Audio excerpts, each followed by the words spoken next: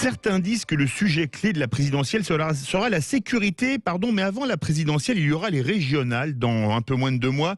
Et un des points clés de cette élection sera probablement les problématiques de la ruralité, qui subit plus qu'aucun autre territoire en France la fermeture des services publics et les problèmes liés aux zones blanches, tant en téléphonique pour Internet par exemple. Nous sommes en compagnie d'Yves Damécourt, porte-parole du mouvement de la ruralité. Yves Damécourt, bonjour. Bonjour. Bienvenue sur Sud Radio. Tout d'abord, qu'est-ce que le mouvement de la ruralité ? Le mouvement de la ruralité, c'est un nouveau parti politique, mais qui a ses racines dans un ancien parti qui était dans le paysage politique français connu sous le nom de CPNT, Chasse, Pêche, Nature et Tradition.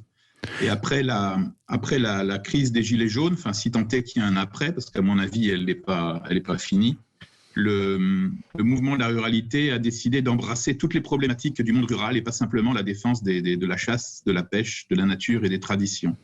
Voilà, donc aujourd'hui, on est en ordre de bataille. On a des représentants à peu près dans tous les départements de France et on se lance aux élections régionales en Nouvelle-Aquitaine en s'associant avec un autre mouvement qui partage nos valeurs, qui est Résistons de Jean Lassalle. D'accord. Et vous allez aller dans d'autres régions parmi les 12 autres ? Non, cette année, on commence, si vous voulez, c'est une grande région, 6 millions d'habitants. Et donc, on commence par être candidat sous nos propres couleurs en Nouvelle-Aquitaine. Et puis, dans les autres régions, on fait des alliances en fonction des projets et des programmes des candidats. D'accord, donc vous aurez des candidats dans d'autres régions. Quelles sont les principales problématiques que vous allez soulever, Yves Damécourt ? D'abord, nous, on constate depuis longtemps que le modèle de métropolisation de la France, ça ne marche pas. Et donc, on veut revenir sur un autre aménagement du territoire que la métropolisation. On veut s'appuyer sur les villes moyennes pour développer le territoire. On veut réinstaller des entreprises dans les territoires ruraux.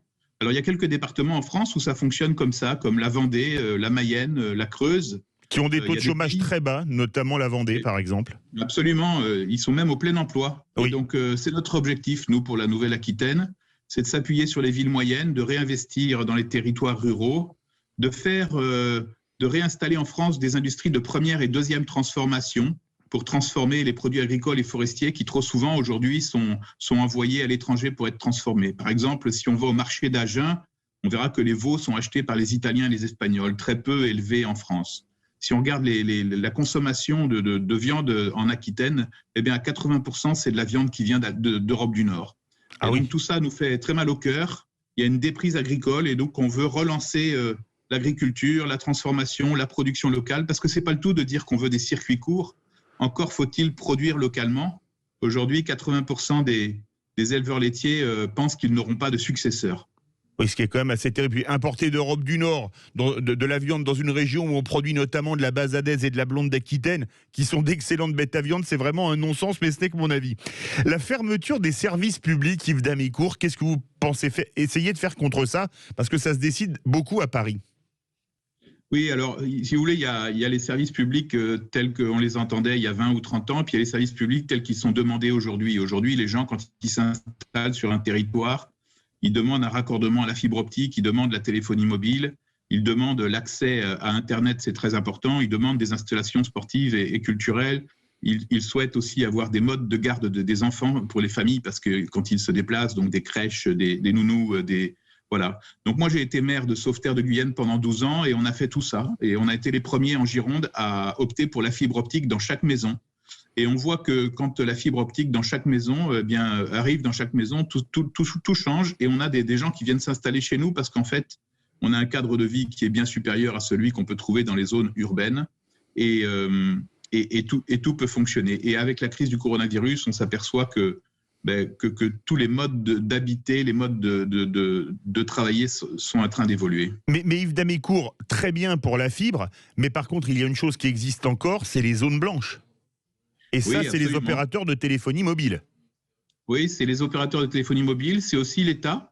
Donc, sur notre territoire, on a réussi à implanter 4 nouvelles antennes en 12 ans. Donc, on a réussi à résorber un certain nombre de zones blanches. Mais c'est un travail de longue haleine.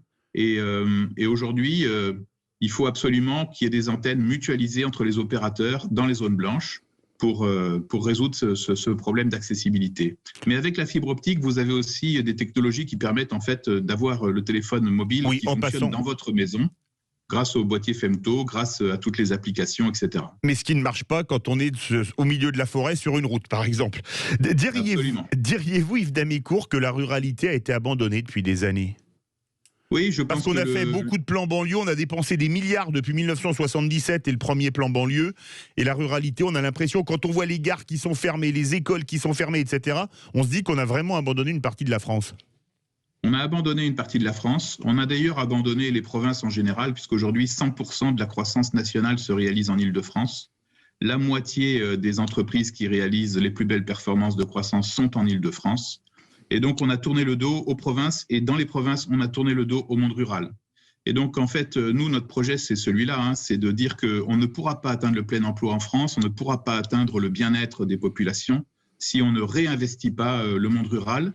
Et si les valeurs du monde rural ne réinvestissent pas le bon sens collectif, nos lois. D'ailleurs, on a un hymne qui a été composé par le chanteur basque David Olaizola pour cette campagne, qui a un refrain très intéressant et qui dit on fait le vœu que le bon sens réinvestisse les lois. En fait, on aimerait que la façon de fonctionner du monde rural puisse de nouveau ensemencer même les zones urbaines, parce que on a une façon de vivre où le bénévolat veut dire encore quelque chose, la solidarité veut dire encore quelque chose, la famille veut dire encore quelque chose. Oui, parce que les urbains sont souvent d'anciens ruraux.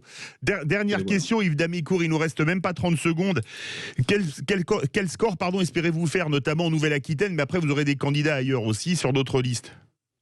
En Nouvelle-Aquitaine, notre score, notre projet, c'est d'être déjà qualifié pour le second tour.